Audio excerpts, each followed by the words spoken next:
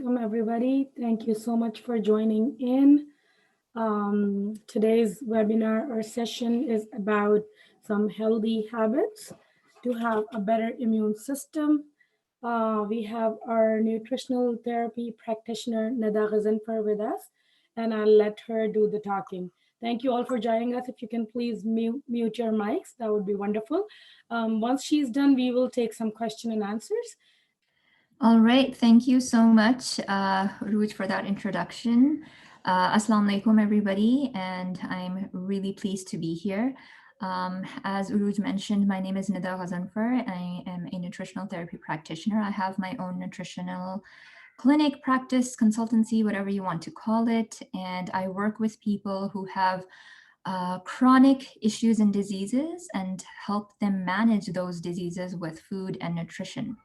So today, first of all, just wanted to give a quick disclaimer that I understand that there's a very important need with all the virus talk that's going on lately. This is not going to be related to that in any way, shape, or form. This is a very novel new virus for everybody, and I'm no virologist or a microbiologist. So this is just my perspective from a nutritionist's point of view, and we will be talking about healthy habits to incorporate so that you can support your immune system so that we can go on to support and fight and be more resilient and strong to fight all of these modern diseases that we are seeing. Now, one of the things that struck to me was, even though I don't deal with these acute infections like the one that we are seeing today in the shape and form of COVID-19, but the people who are at highest risk are, of course, the people who are of old age and also people who are suffering with chronic disease. So what is chronic disease? Chronic disease is something that doesn't happen overnight like an acute infection does. Chronic disease is more... Hello?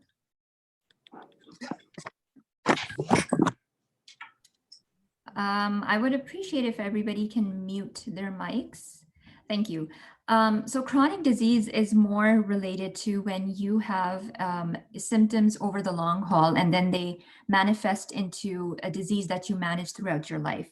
Now, a lot can be done through food, nutrition, and lifestyle modifications to help you prevent that situation or delay that situation, if you will.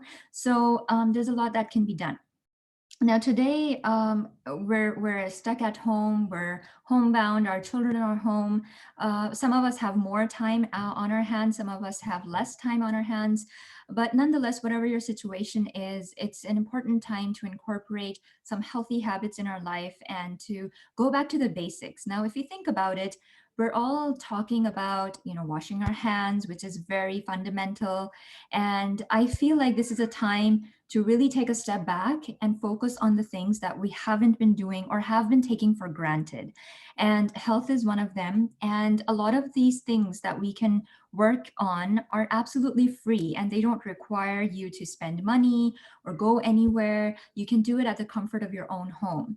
And some of these basics that I really want to emphasize on, and I'm going to be starting with lifestyle changes. So like I said, when you look at the research that came out from Wuhan, China, a lot of the people who are susceptible to dying and losing their life and really struggling are people who have chronic issues. And a lot can be done to help yourself, a lot can be done to help avoid yourself from going down that route where you develop chronic disease. So first things first, I want to talk about is sleep. Again, it's one of those fundamental things that we take for granted. We don't sleep on time, and we definitely delay our sleep. We are the only people, we're the only alive human beings, mammals that delay sleep. So, okay, so Uru just asked me to wait for a while, so I'll take a short break.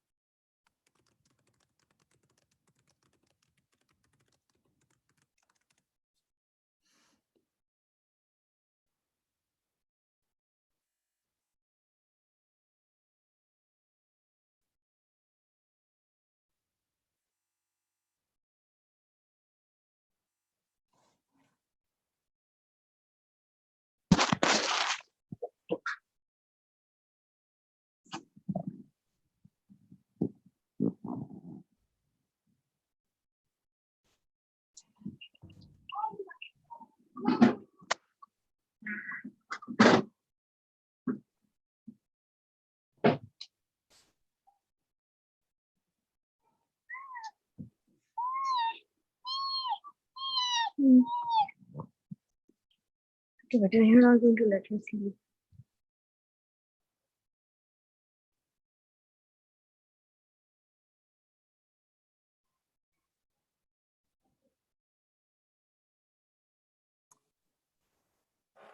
I'm sorry, just one more minute so that more people can join in, and then inshallah we'll start.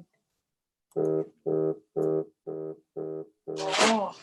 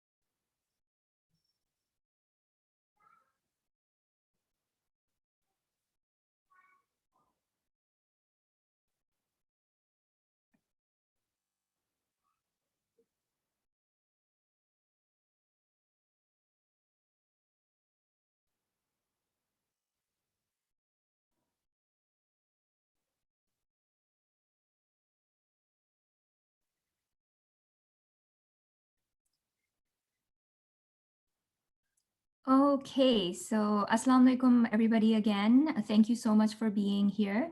Once again, my name is Nida Ghazanfar, and I'm a nutritional therapy practitioner.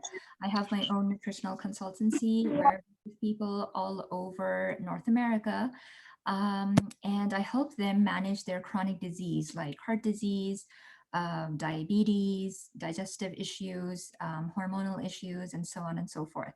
So at this point, I just wanted to quickly go over how important it is to go back to the basics. This is a very critical time for all of us, and I also wanted to give a quick little disclaimer that this is in no shape or form associated with the COVID-19 that is rampant right now all over the world.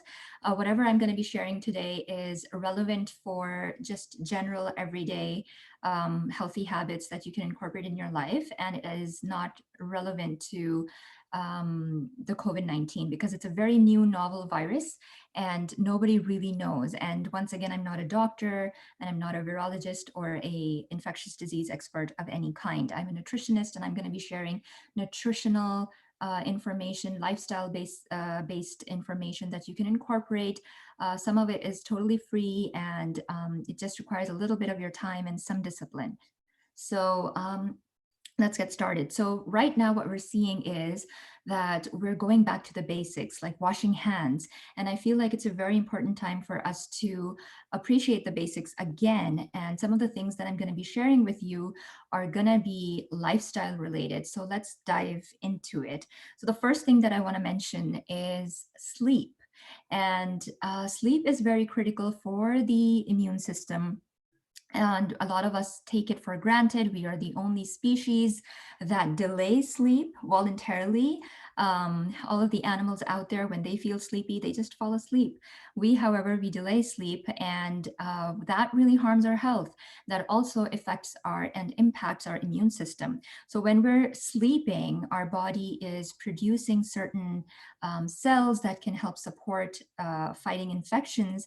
And when we're not sleeping in the right time, and so the right time, let's talk about a little about that. A lot of us are sleeping past midnight, and you want to be in bed by maximum 11 p.m. so that you're asleep by that point. So that is where the repair happens. So we really need to be working a little bit more on our sleep. And also we are not getting enough sleep. So a lot of us are just getting 6, 4, 5, 6 hours of sleep every day. And once in a while it happens, I understand, but we really should be aiming for restful, uninterrupted 7 to 9 hours of sleep. Some people need more, some people need less. And that is where, you know, when we're more susceptible to getting infections, viruses, and diseases, whether there are acute diseases or chronic diseases, if we are chronically sleep deprived. So that's something that's absolutely free, and we can work on it. It does require some discipline, but we can attain it for sure. And it's one of those basics that we really take for granted. The next lifestyle related thing that I wanted to share was drinking water. Water is very, very important. Some of us like sleep, some of us need more, some of us need less, but a good aim is 8 glasses of water throughout your day, and making sure that you're sipping throughout the day and not just chugging a glass or two all at once.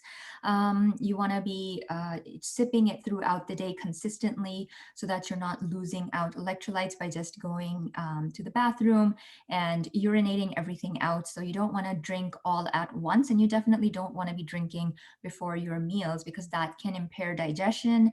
And digestion is very important, because when we get to the food part of my recommendations, we'll know that food is very important. And more than that, what is important is that we're digesting the food properly. So water is very important. And once again, it's absolutely free, and we can always make this time, this extra time that we have. A lot of us have extra time. Some of us have less time because of the new way of living that we're seeing now that we're home. But we certainly can talk to our kids now that they're home. We can talk to our partners and everybody at home to drink more water.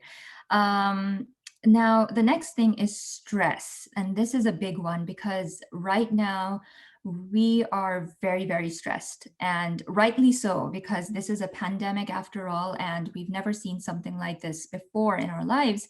And we don't know how to deal with pandemics. And of course, everybody is stressed out. And that is something that's very natural and normal. I'm not trying to make light of the situation, but amongst all of this, we need to find the silver lining. We need to find ways to manage and mitigate our stress. And everybody talks about, you know, stress is bad, but we don't really understand how to de-stress ourselves. So some of the things that you can do is, first of all, which again is free and we take for granted, is breathing the right way. So a lot of us just are used to shallow breathing. So we're not taking rejuvenating deep breaths. So what that means is, and I'll teach you what that means. When you're breathing, you want to be breathing air in. And when you breathe your air in, you want to feel your belly rise. So your belly should ideally be rising while you're inhaling. And when you're exhaling, you should be exhaling. It should be a nice long exhale, and you should feel your belly going back in. So it needs to be a nice a breath, long breath. And you don't have to do this of course, you don't want to bring attention to it. You don't want to do it intentionally. We don't do it that way, but you want to take a pause, especially during times when you're very, very stressed out. Just take a moment and take 3 to 4 deep breaths, and that will really help you calm down. So let me just go into the science behind what happens when you're stressed out. So when there is stress in the body, and this could be any type of stress, it could be perceived stress, it could be the type of stress that we're seeing today. And in the modern times, our stressors are very different from our ancestors. So when our ancestors would feel stressed out, it would mostly be because of a lion chasing them, or they are probably being attacked by someone, or weather, or other type of issues. So let's say that a lion is chasing you. What happens is that you have your central nervous system, and you go into this mode called fight or flight mode, and that's where the body prepares to either fight that whatever danger is in front of you, or flight, meaning run away from that. In either case, what the body does is it shuttles all the blood from the center, and it shuttles it towards your extremities. So why the extremities? Because it's preparing you so that you can fight or run away from that situation. So you need more blood flow in your legs and arms, right? So, and it takes away from digestion, from all the other basic functions. It takes away from sleep. It takes away from working on viruses and infections. So when you're stressed, and now of course we're not being chased by lions in the modern world anymore, but I guess our modern lions are the coronavirus, are these viruses that are constantly that we're constantly hearing about, and our loved ones are being affected. It is a stress to the body. So no matter what type of stress we are dealing with, the body responds in the same exact way. So when we are stressed, we are predominantly in the fight or flight mode, and we want to bring ourselves back into the other part of our nervous system, which is the rest and digest mode. So how do we come out of this stressful situation and bring ourselves back to this rest and digest part of our nervous system? Well, there are some strategies. Number one, the first one that I mentioned earlier is breathing. So when you're breathing, you're taking those deep breaths, you're calming down your fight or flight mode, and you're going back into that rest and digest mode. The other thing that we can do, which is very simple and effective, is just splashing some cold water on our face. So what that does is it activates your vagal nerve. So we have this nerve that goes from behind our ear, excuse me, behind our ear all the way down to our digestive tract. And that's, this vagal nerve stimulation helps calm our system down. So another thing that I was really amazed at while I was doing my research was when we perform wuzu to perform our prayers, and we do masa, and we go behind the ears and the neck, and that really stimulates the rest and digest phase of our nervous system. And I find that so beautiful.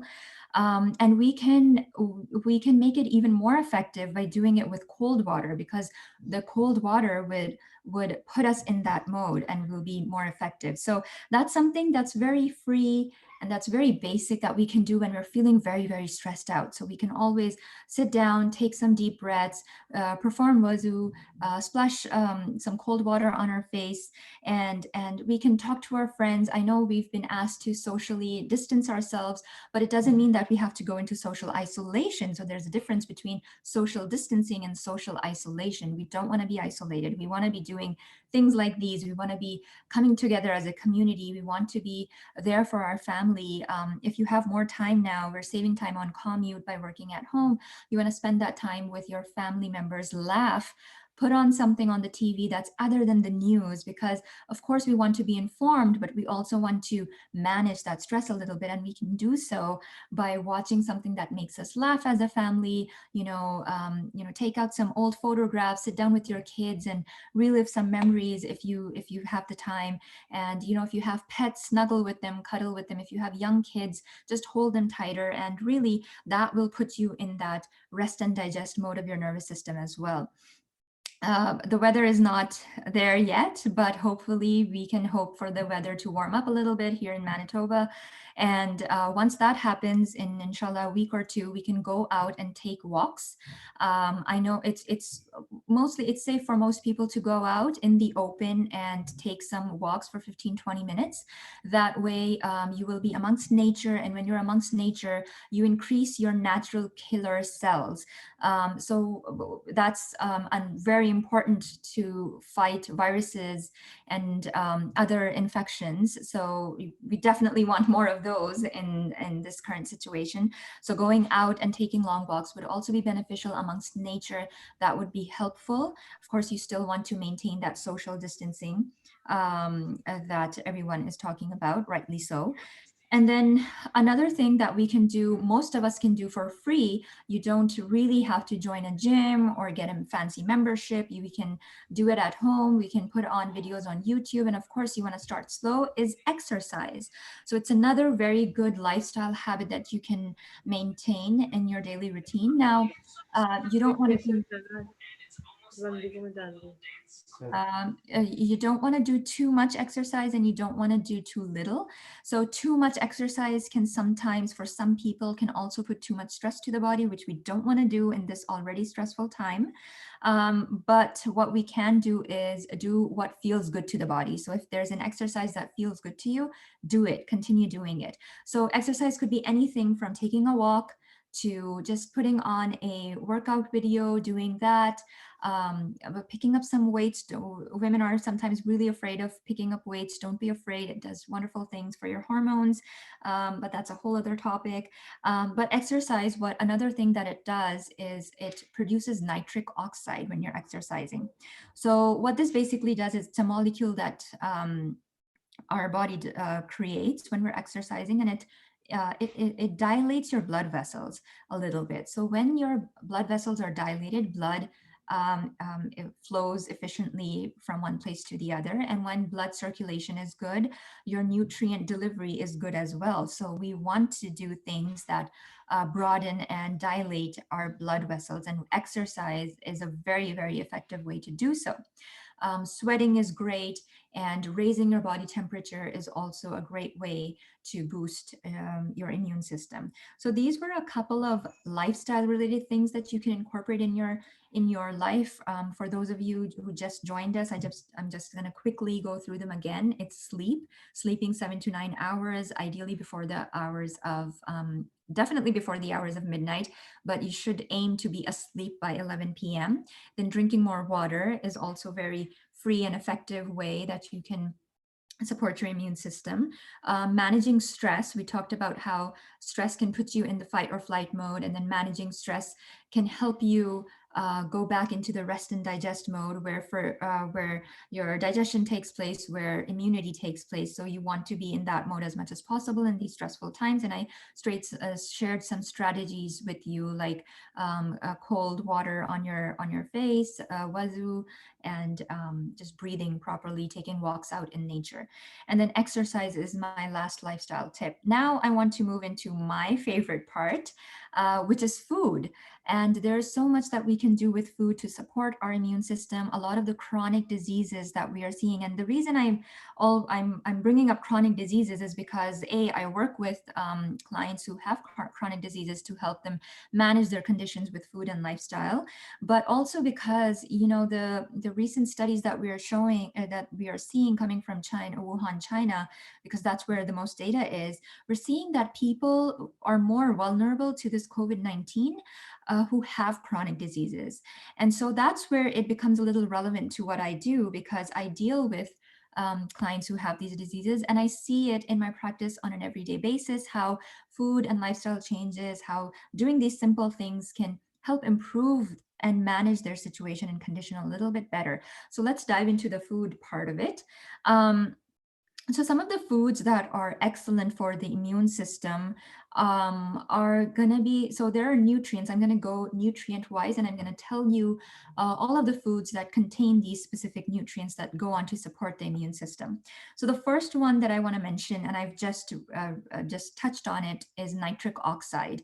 So we want to eat foods that are rich in nitric oxide. So nitric oxide, once again, is a molecule that helps dilate blood vessels. And when we have good, healthy, dilated blood vessels, we have good flow of blood. And when we have good blood flow, we have good nutrient delivery all over the body. So what are these foods that are going to be rich in nitric oxide? They're going to be beets, spinach. These are the two greatest foods on top of my list for nitric oxide. So you can incorporate more of those. And in these times, you can go to the grocery store and get beets, and beets don't, you can even freeze some beets to use for later. That's also very doable. So I would highly recommend adding some beets to your diet. The next thing that is great for the immune system is zinc.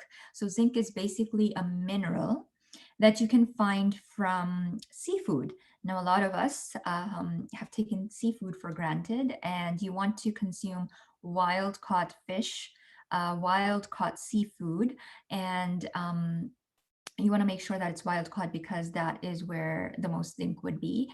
And you want to consume that. If you're not a big fish eater, or you can't find wild caught fish in your area, you can opt for beef. So animal products like beef and liver, they would have a lot of zinc. And you can also opt for pumpkin seeds and almonds. These two things have zinc as well. So zinc is very important for the immune system, like I said, and it supports the body. That way. I'm not going to be talking about supplements, because supplements are more complicated, and I've been being asked about supplements a lot, but again, it's really easy to take a pill, and it's harder to make these lifestyle changes, which are truly, these are the basics, and these are the things that are really going to help us in the long run. And I'm not trying to say that supplements don't help, but there's so much about supplements that we don't know. Like a lot of us are not aware of the quality. We don't know what form of supplement we need to take. So that is one reason I'm not going to be mentioning any supplements, but zinc is very important and you can get it from food. Next up on my list is selenium. So again, selenium is also a trace mineral. It is very important for the thyroid function, but it's also important for the immune system. So where can we get the selenium from?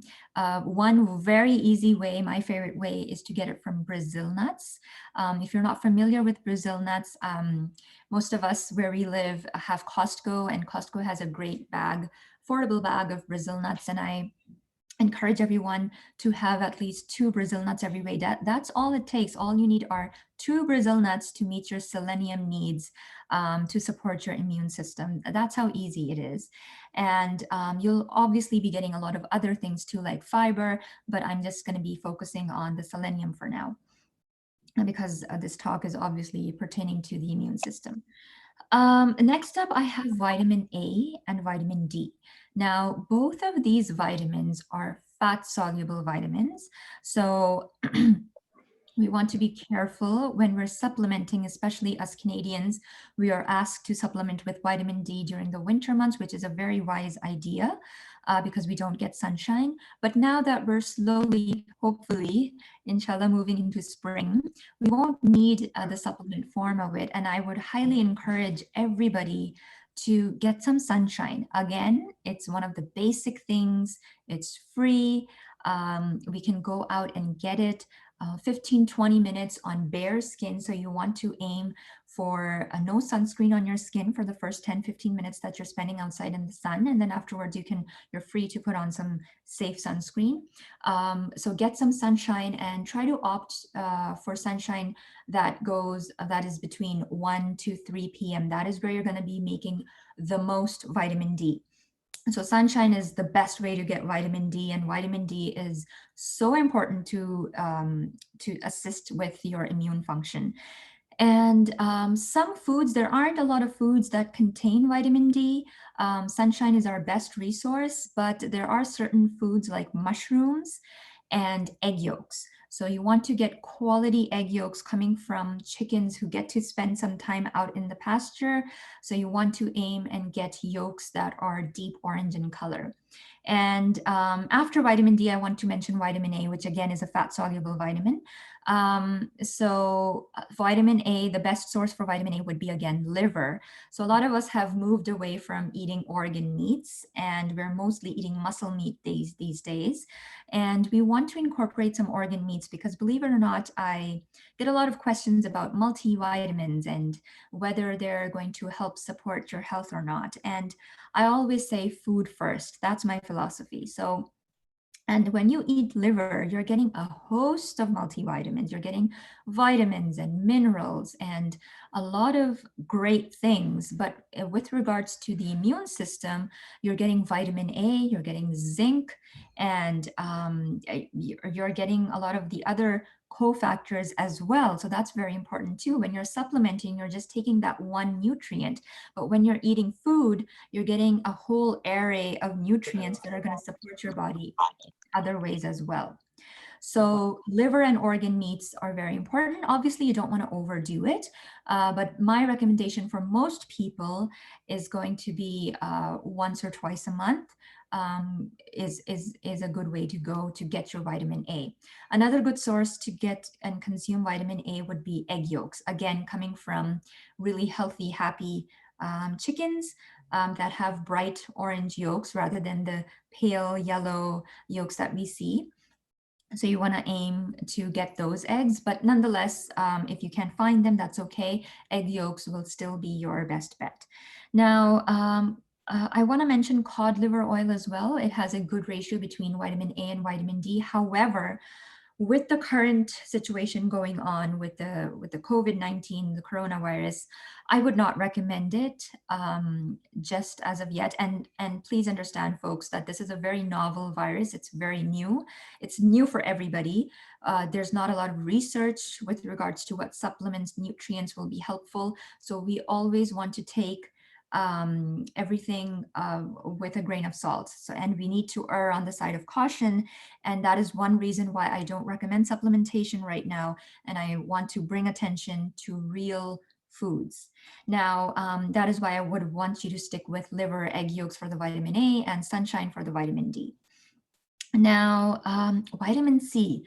Everybody has heard of vitamin C, and we know that there is research to show that it supports the influenza virus to prevent some certain symptoms and lessen certain symptoms. However, we cannot extrapolate the same information and use it for the coronavirus, even though it is a virus, but it's different than the influenza virus.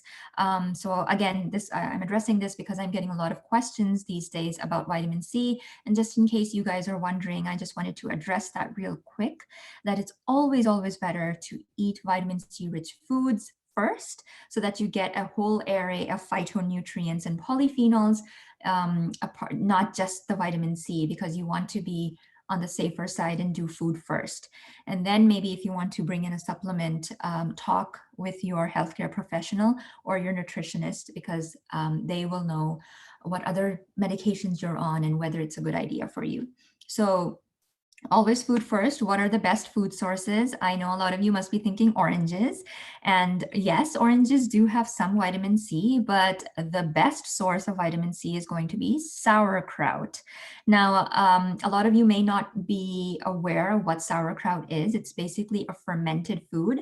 It's basically cabbage, really, which sits in a brine of salt water, of basically salt and water, and it sits in that solution for about a week, about 2 to 3 weeks, and then and it creates some beneficial probiotics. Now, what this process does of the cabbage sitting on the countertop for a few weeks, it really enhances that vitamin C by up to even 500%. So it really, really brings out the vitamin C, and it's a really vitamin C rich foods.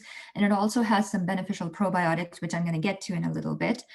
So vitamin C, if you want to get more vitamin C in your diet, I would say start with learn how to make sauerkraut. And start with taking a teaspoon every day with your meals, with your breakfast, throw it on your salad, just get it in somehow. And that is going to give you a lot of vitamin C. Other things that you can incorporate into your diet to get the vitamin C is kiwi, papaya, strawberries. Generally, all the fruits and vegetables will have the vitamin C in them. So make sure that you're eating lots and lots of colorful veggies. We really become creatures of habit, where we're choosing the same vegetables over and over again. And I would encourage you to experiment a little bit and try new vegetables every week or every 2 weeks, and learn how to cook them and make them, and get your vitamin C from there, from a variety of green leafy vegetables, fruits, and of course our root vegetables as well. And do give sauerkraut a try.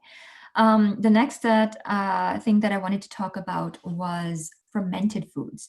Now, depending on how much you've read recently about nutritional sciences, but to support the immune system, you need to have a healthy gut. Now, the gut and the immune system is very tightly regulated.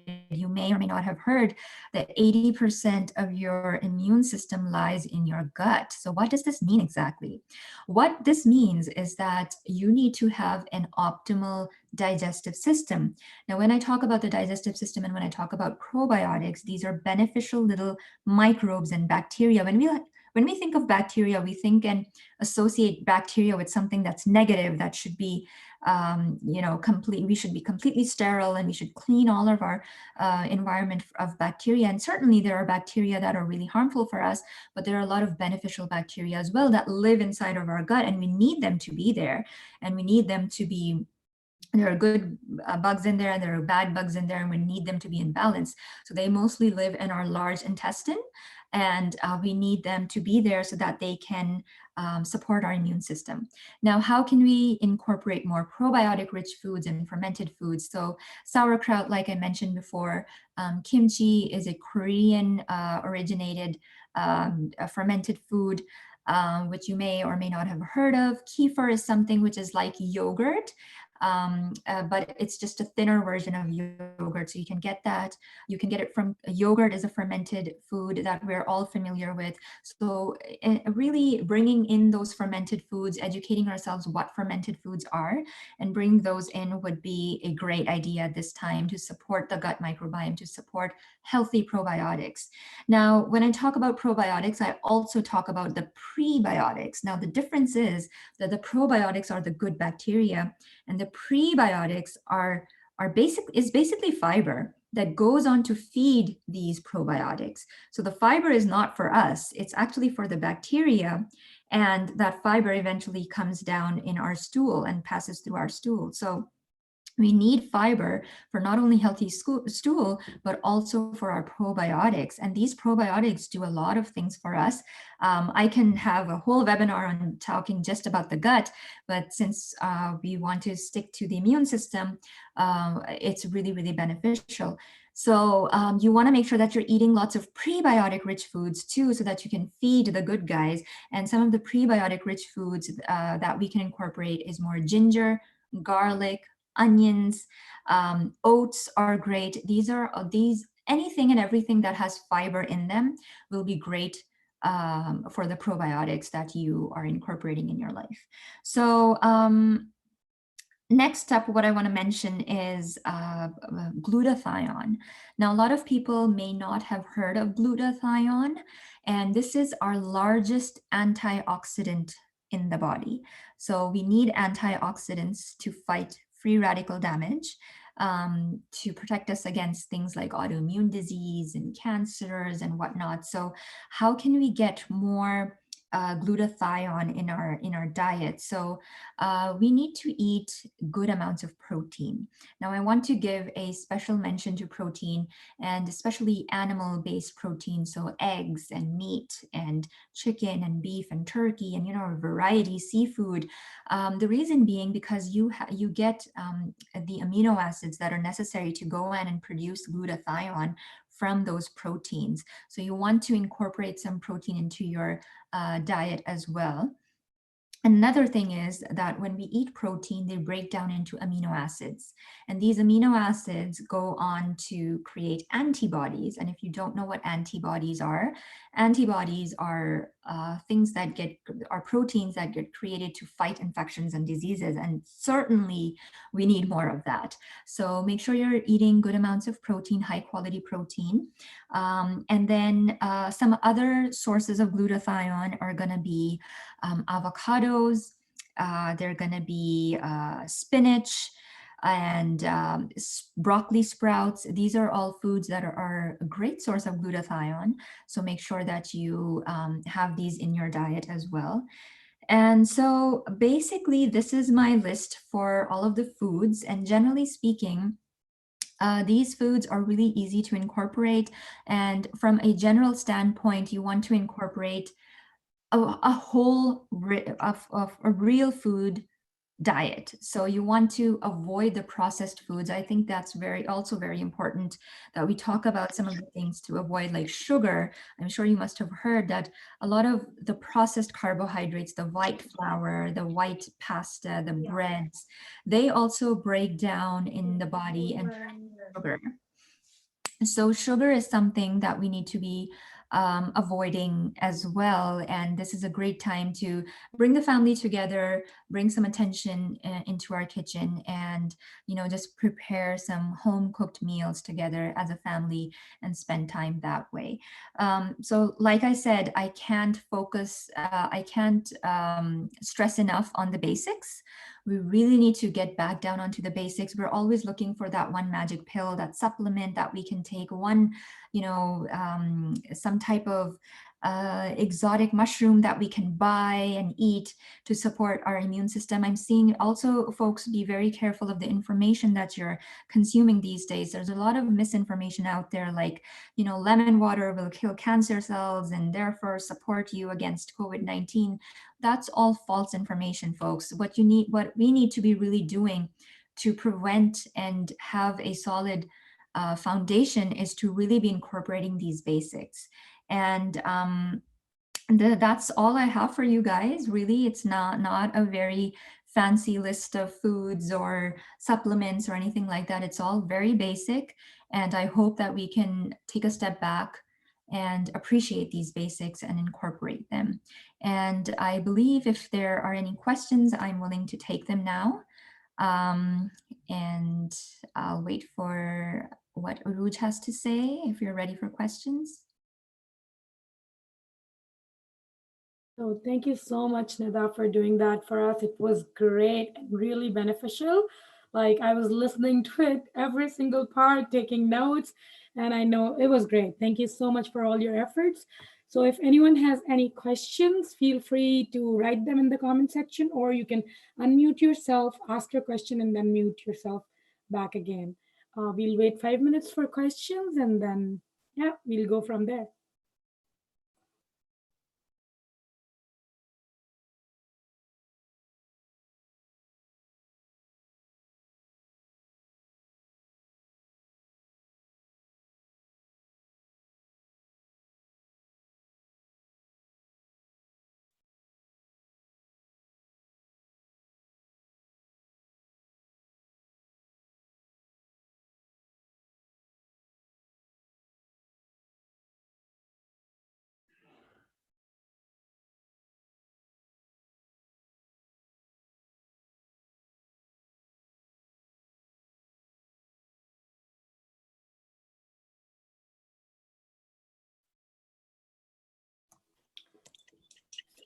So I don't know about others, but I do have a question. You mentioned taking some sunlight. Do you think there's a best time to do that? Like the morning sunshine's better or the evening sunshine's better? Do you? Yeah, that's a great question. So when it comes to producing vitamin D, sunshine is great either way, whether it's morning sunshine, evening. It's always great to get some sun. But with respect to vitamin D, I believe when the sun is highest in the sky, that's where you'll have the best chance to make some vitamin D. So it varies from place to place. But if you talk about Winnipeg or Manitoba, I think the best time would be between 1 to 4 p.m. That's going to be the best time to get some vitamin D. And there are lots of apps out there as well that you can download on your phone. And those apps, like one of the app right off the top of my head is D-Minder. So D-Minder is a great app that you can download on your phone, and it actually tells you what the optimal time for your area is to be out in the sun to produce the maximum amount of vitamin D. So I encourage everybody to download that app on their phone. Okay, great. So I guess if we don't have any question, we would like to thank you so much, Nida, once again. And thank you all for joining in.